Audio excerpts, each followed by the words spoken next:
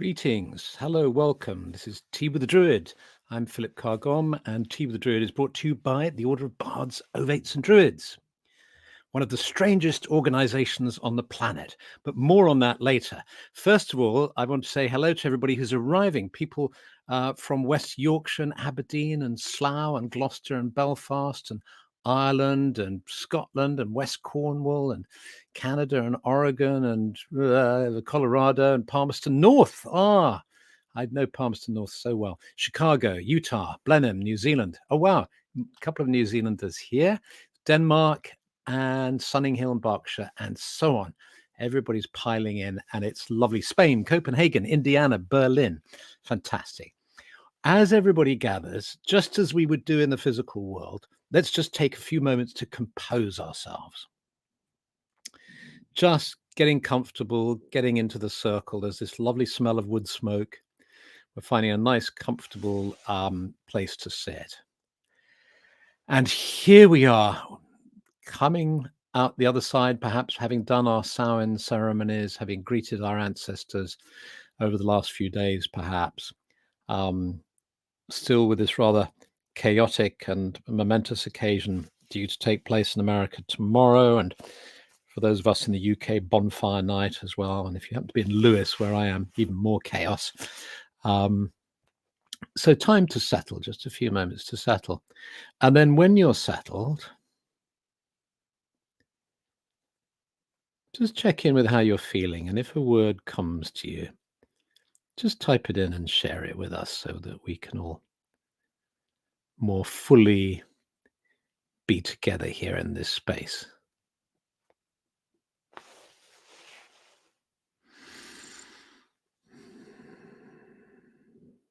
Feeling very sorry for myself as I have COVID again. Peaceful, happy, present, cheery, happy, apprehensive, a bit frazzled but calming now. Happy as relaxed, anxious, relaxed, hopeful, satisfied, getting over COVID and a sprained ankle, heavy, comfortable, content, calm and grateful, optimistic, revived, upset, comfortable, feeling tired, a little tense, resigned to whatever will be, relaxed and cozy, joyful, a bit bewildered recently, terribly scared, melancholy, flumsy. I don't know if that's a word, but that's what comes. Flumsy, yes. Not bad, confused, relaxed, tired, feeling tired, calm in my cottage. Anxious and hopeful, tired, stressed, heartbroken, and for some weird reason also content and happy with life. It's funny how we can have very different feelings all occurring at the same time. Heavy, quiet before stormy, alive. Thank you. Thank you. It's good to, what a range of feelings. What a range of feelings. I was talking to Dave the Bard, some of you who may know today, the Pendragon of the Order, the wonderful musician and songwriter. And he was saying how they had a wonderful Samhain ceremony at the Long Man at the weekend and how powerful it was. And he talked about how at the end, after we've done the ceremony, you go down to the pub called the Long Man Inn. And there, there's a restaurant, a pub, and they had reserved the whole front of the room. And they had these little cards saying reserved Druids. And of course, if any of you have mixed with Druids, you'll know that reserved is probably not a good description of them. So I'm going to be meeting the owner of the pub in a couple of days' time. And Stephanie suggested I tell him to put a sign out saying, call it very reserved Druids next time. So I'll see if he can pull that one off. So Druids are reserved. And I suppose certainly in the past, less so these days, but in the past, people used to think Druids were weird. I mean, what a weird thing to do to become a Druid. 21st century, here we are in 21st century, and we're interested in Druids, these kind of old people thousands of years ago who got up to, we don't quite know what, because the historical record isn't that clear. Wow, what a weird thing to do, to follow Druidry. And yet more and more people are choosing to be weird in that way. And one of the weirdest people I know happens to live down the road. And I've managed to persuade him to come into the studio that we operate at a distance. We don't dare be in the same room together, otherwise there might be fisticuffs. So he is isolated in a studio all on his own, about, I don't know, 5 miles away, something like that. And I'm going to call him in to appear on stage. I hope his speaker wasn't on. I hope he didn't hear that introduction. And here he is, Mr. Bramwell himself. I'm sorry to hear you've got COVID again. That must be wrong. No, that wasn't me. That was one of the audience. Oh, you were reading. Oh, so you were reading. I was reading out. Oh, I think you see what I mean, folks. He's crazy. I thought actually you were sharing that. All that. No. If I'd been feeling all those things at the same time, that would have been pretty crazy. No. There are a couple of people said they had COVID, and yes, and I'm sorry to hear that too. And what I've found is that getting people to say how they're feeling is a lovely way for us to kind of feel more together in the circle. And how are you feeling, David? I'm feeling okay, thank you. Yeah, I went to a very late night Halloween party on Saturday, and I'm normally, myself and my partner are normally in bed by 10:30, and we got to bed at 1:00, and it takes about 48 hours these days, doesn't it, to recover? And so we had a great time, but I had to drag her away from the dancing at 2:30 in the morning. And she's like, oh no, let's stay and dance tomorrow. I said, we're gonna regret it. Yes, so anyway, last night we went to bed at 8:30 and slept fitfully, and woke up this morning and feel like kind of almost back on my feet. But it was a nice weekend. It was a nice almost human. Yes. Human again. Yeah. Fantastic. Well, it's lovely to have you in the studio. And Ines is asking what are fisticuffs. Fisticuffs is fighting, Ines. It's an old-fashioned word. We know how to fight. We've never had an argument, I don't think, about anything, have we? We haven't. No, we ought to arrange one. Let's see if we can set one up. I think you did once say you didn't think much of the Wicker Man after we did the sing-along Wicker Man show in Glastonbury. Of the film, yes. I thought your show was great, but the actual film, yes. And that could have led to fisticuffs, could it? Well, that's fighting talk. I think there's a lot of us Wicker Man fans out there. So yeah, I think that's fighting talk. Because, folks, for those of you who don't know it, David puts on. How long have you been doing that show for? About 15 years now. For 15 years, David has been putting on this show up and down the country with a colleague called. Tell us about it. It's all around the Wicker Man. So yeah, well, it's sing along the Wicker Man. It's hopefully self-explanatory. We hand out goodie bags with edible foreskins and edible umbilical cords and frogs and things, and we encourage the audience to come dressed up. Of course, the audience identify with the villagers, not at the end of the film, but they identify with the villagers, many of their customs and rituals, because they live lives rich in ritual in that film, and that's one of the things I think that draws people, not the ritual sacrifice at the end.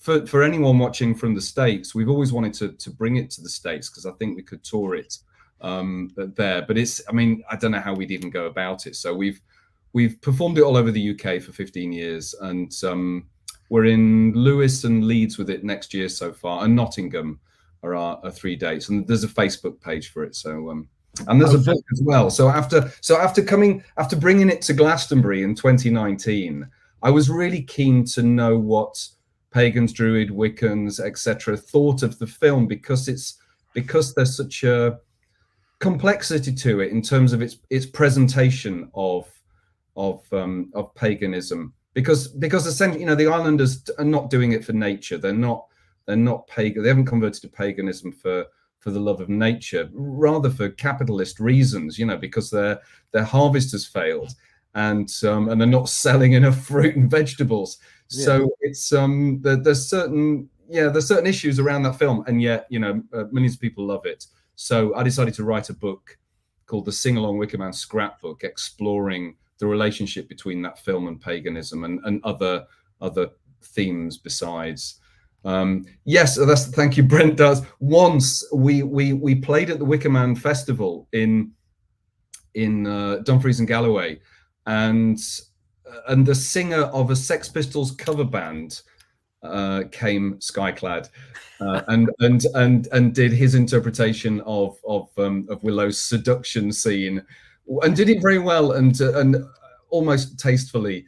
That's the only time we've had total nudity. So Sandy is saying she loves the film, but also your production. And I bought your scrapbook, which is the presumably the book that you've just published about the Wicker Man. Shall I do a shameful? I just do a have shameful plug. Yeah, I have one here. Sing Along Wicker Man scrapbook. Yes, and there's a lot. I mean, there were, as you know, Philip, there were interviews with quite a few people from Obod, wasn't it? Obod, yeah. Fleur and Ema and Chris Hughes, who's the head druid of Anglesey, Robin Hardy, the director of the film, back when he was alive, when we knew him in the mid noughties.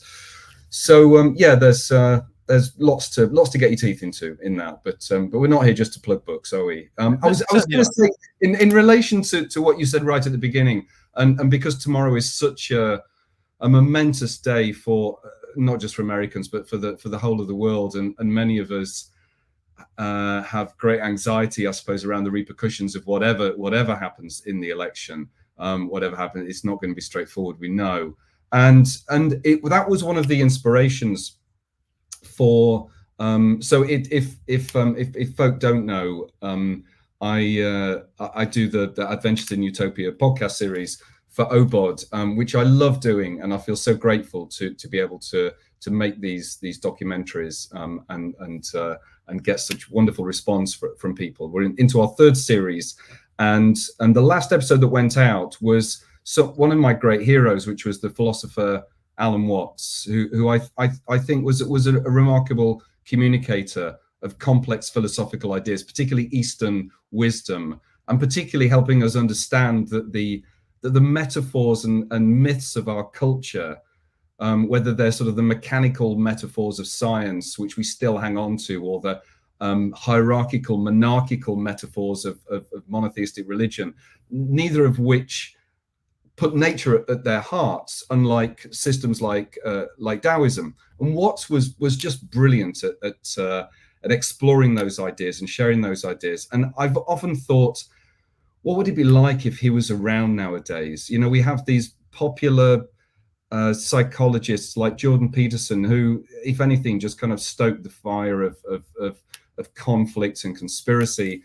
And Watts, I never heard him say a bad word about anybody. Watts was very interested in reminding us that opposites are interdependent, that both sides of any system, whether it's political or whatever, are kind of dependent on each other and need each other and should be grateful for each other and take life lightly, not too seriously. He likes the word sincerity rather than serious.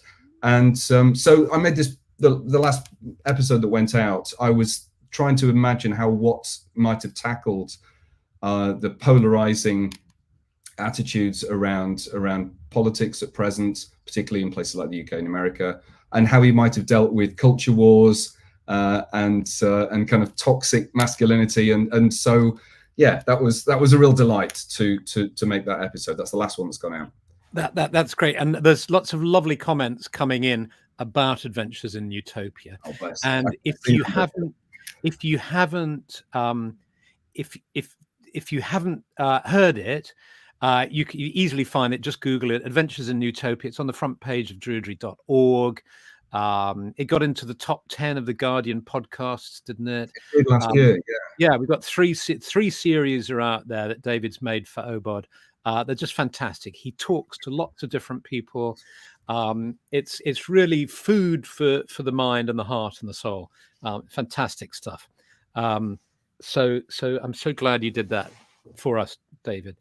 And you're extremely prolific. You know, in 30 years of having gatherings at Glastonbury, I think I can remember, there may have been more, but I can remember only 2 times that the entire audience has given a standing ovation. Well, 3 times. The last time they gave a standing ovation was when I announced my retirement, and I pointed and I announced that it was Ema, and Ema got a standing ovation, which was fantastic. Hooray! Thank God he's going finally, like that. And then a wonderful group of actors from New Zealand who were over gave the most moving performance of a short play about questions of identity, depending on which country you were in, and an Irish woman who spoke Maori and was married to a Maori guy, and at one point, and then a black guy from the States who was living in New Zealand. So all sorts of interesting kind of identity issues around, do I belong here and all the rest of it, and then a Kiwi, and it was at the end of the play, everybody stood up, and when David did his water, what's the water one? Water. The Cult of Water, that's right. He did his performance, and then the whole audience just stood up. It really was an absolute work of art. It was fantastic, but you can't be stopped.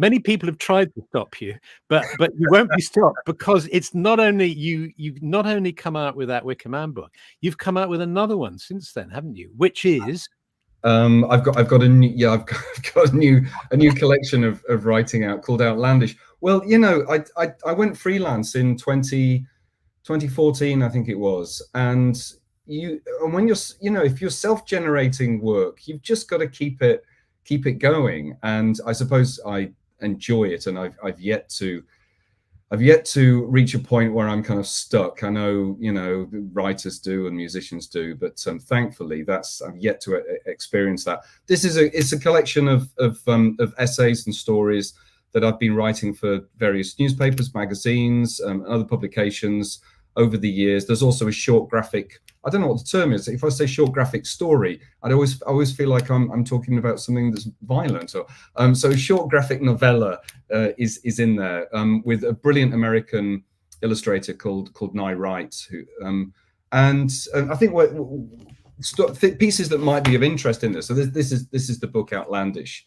Who's in it? There's Amanda Fielding, who was the eccentric lady who trepanned herself in the late 1960s, and again in the noughties. Trepanning, if you don't know what it is, it's drilling a hole in your head, which we don't recommend. We don't recommend doing this at home, or not without your parents helping you. She was the founder of the Beckley Foundation, who are doing really important pioneering work looking at the role that psychedelics could have in mental health and addiction. So I'd celebrate. It's a celebration of she was in Ibiza. I mean, yeah, she gets around. Yeah, I was in the grounds of her family home in Scotland a week ago. The public can wander in it. It's vast. It's like Buckingham Palace. It's extraordinary. Yeah, and she So I've written about Paul Robeson. I've written about Alan Moore. I've written about Madame Blavatsky. I've written about Marina Abramovich. There's a lot of stories about journeys in here as well. So it's outlandish people, outlandish journeys, I guess, are the themes. Marina Abramovich in 1985, I think it was, with her then partner Ule, they decided to walk from opposite ends of the Great Wall of, thank you, Julia, Great Wall of China, and meet in the middle and get married. But it took 8 years for them to get the paperwork sorted out, by which time they split up. So they decided to walk from opposite ends of the Great Wall of China and split up when they met in the middle, which is quite an extraordinary story. So that's one of many journeys that I've written about. So there are, it's a large collection of, I think, terrific tales of people who deserve to be celebrated, and adventures and journeys that deserve to be celebrated. And I feel like I'm just selling my book here. Well, no, I tell you what, let's no, it's a great book, and I think you and I are both have a real interest in weirdness, which is why I called this podcast, I've forgotten, something like Now That's Weird. And I wanted to dive into it a bit, because I think lots of people do. I mean, maybe everybody does, I don't know.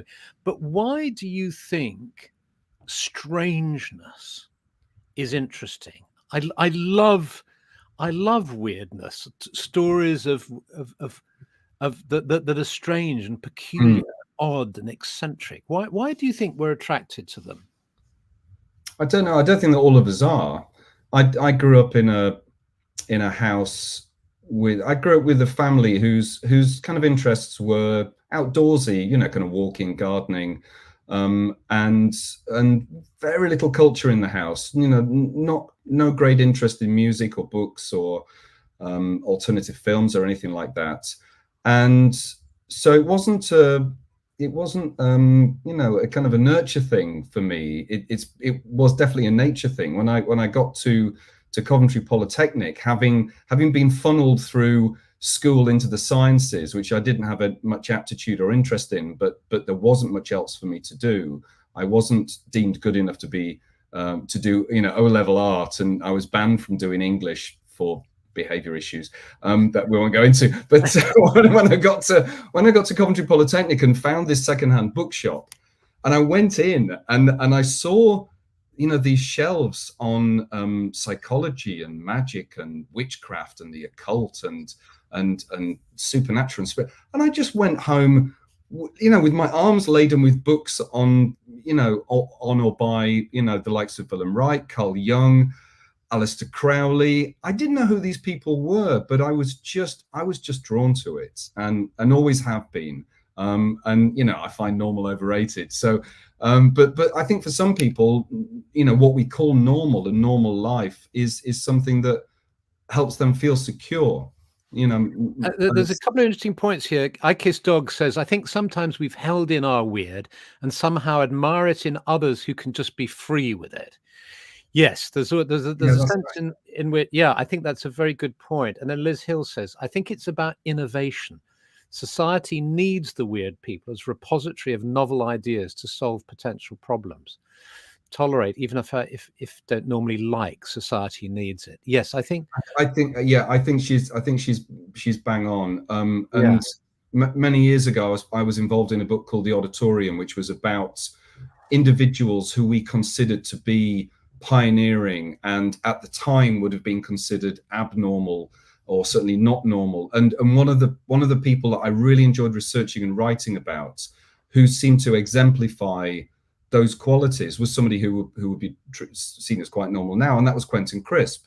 Quentin Crisp was a very flamboyant, very camp, openly gay man who stepped out into a hostile London in the 1930s and said to the world, I'm gay, I dress this way, I feel this way, I refuse to change, I will wait for society to change and catch up with me.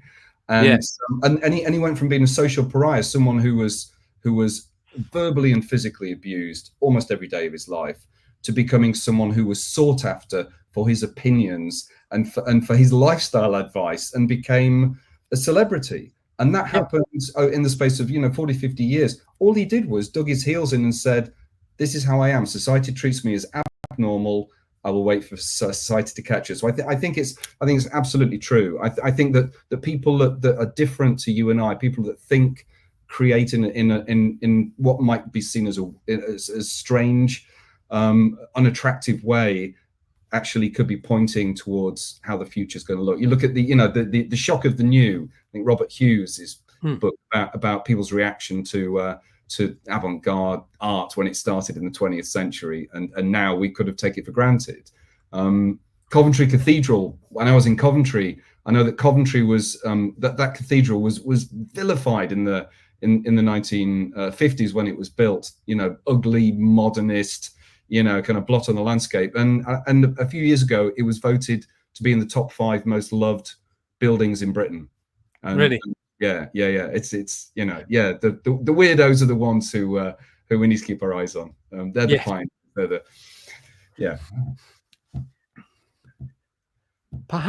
Perhaps we can work on defining the principles and the dynamics that are necessary to stimulate in order to trigger weirdness in ourselves and each other. Perhaps Perhaps that's. I mean, in a way, if I bring it back, bring it back to a sort of focus around Druidry and Obod, and I started off by saying, people would consider it pretty weird. In a way, I think one of the reasons why Druidry is attractive, and other activities as well, is that it gives us permission to be eccentric. It gives us permission to play in a way. And to kind of open ourselves up to what actually feels very normal in a way, the powers of nature, and celebrating trees and hugging trees. And what I think we're very lucky the world we're in today, in the things like tree hugging. I don't know if you've seen, there's a sort of international tree hugging contest that now takes place every year. And have you come across that? No. It's fantastic. It was again in the Guardian. It was featured in the Guardian. And people, everybody gathers, and then people are judged on their style of hugging, and what a good hug they can give to a tree, and then somebody wins and receives some sort of trophy of some kind. It's all fantastic. So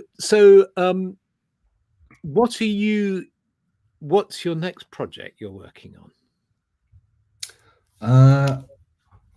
Well, I'm working on a film with somebody, but until we've made it and got it out in the world, I don't want to, Yeah, you should keep it in the alchemical container. I'll tell you what, something coming up that we've both worked on, but it hasn't come out yet, is the book called The Long Man and Friends, which David and I have worked on last year. No, I suppose it was this year, wasn't it? No, it was like both actually. Yeah.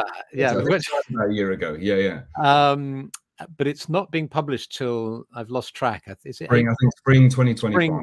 Spring 25.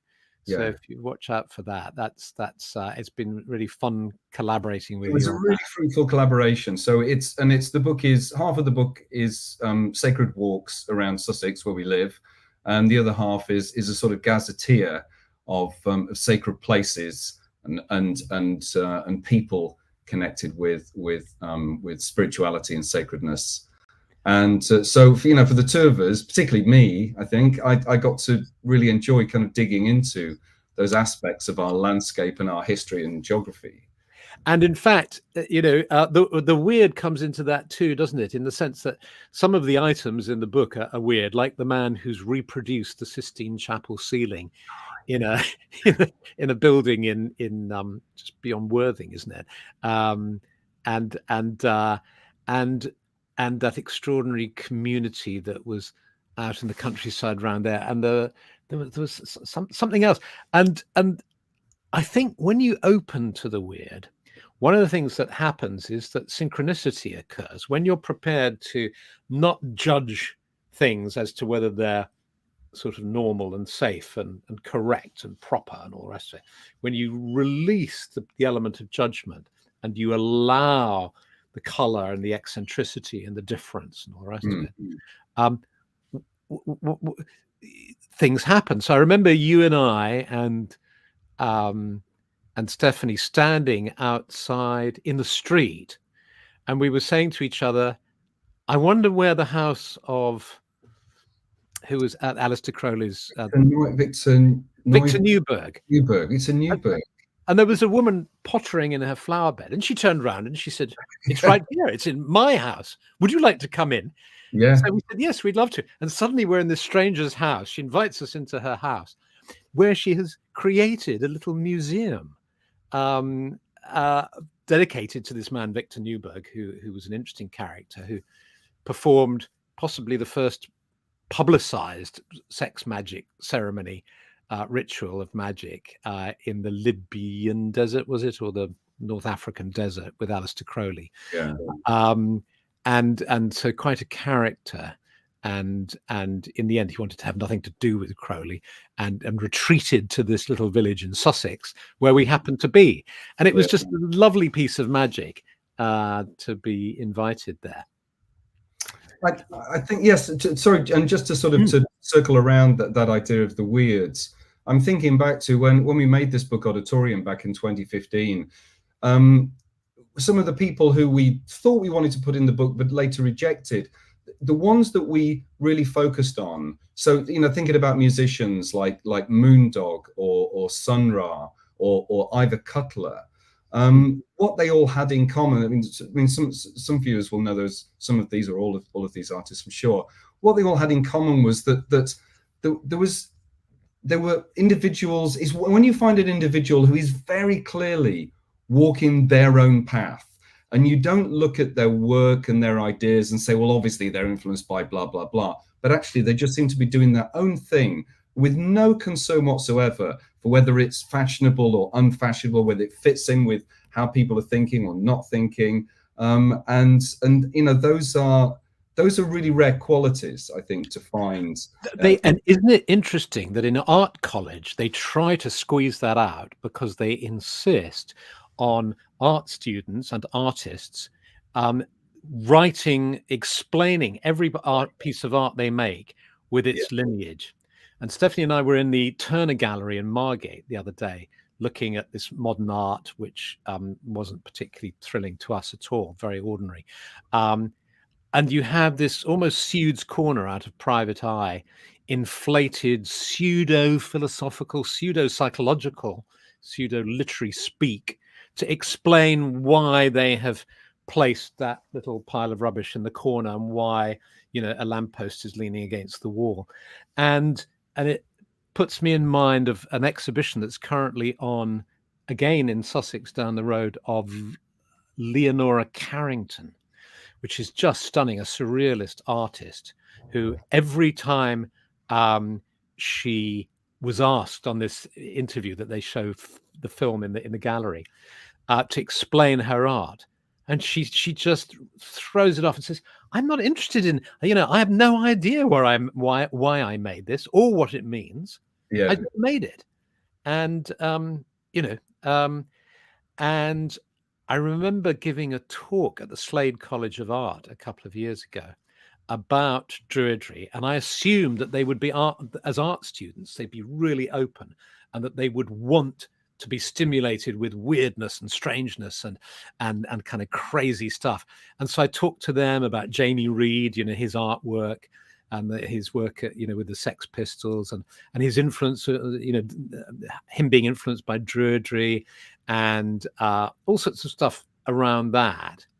And I was getting this really strange feeling of the room not being with me. When you're used to giving talks, you can feel when the room is with you, and thank God it seems to happen most of the time.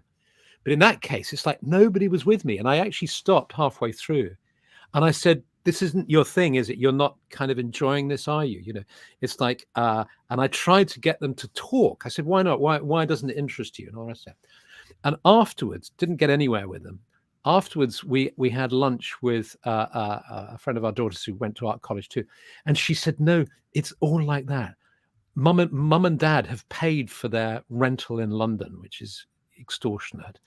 They all want to get jobs and earn a living.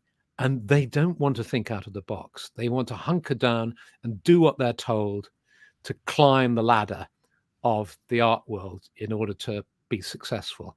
And they're not interested in going wild in the way that people did go wild in art schools all around, through the 60s and in the 70s. And after all, many musicians like the Beatles and so on went to art school. So there's really something. Forcing a rational explanation onto everything is a great way to stifle genuine creative inspiration. David, what I'd like to invite you to do now is, because I'm very aware that we've gone over time, and Tea with a Druid is always short and brief, and that's the but since you're a member of the order, you are entitled to have biscuits after Tea with a Druid. Fantastic. And so if you'd like to have biscuits, come with me into the Druid. This is horrible. I only slightly mean it this way, which is if you're a member of the Order of Bards, Hermits and Druids, you can go into the Druid Hearth, and there we can continue our conversation in Biscuits with Druids. But otherwise, for those of you who aren't, or who just don't feel like any more of this stuff, we're not having a meditation, you'll notice, but let's be different. We've been talking about being different, and Tea with a Druid for once hasn't had a meditation in it. Disappointing, I know, on an evening when probably we could all do with one to calm ourselves down for what's about to happen tomorrow.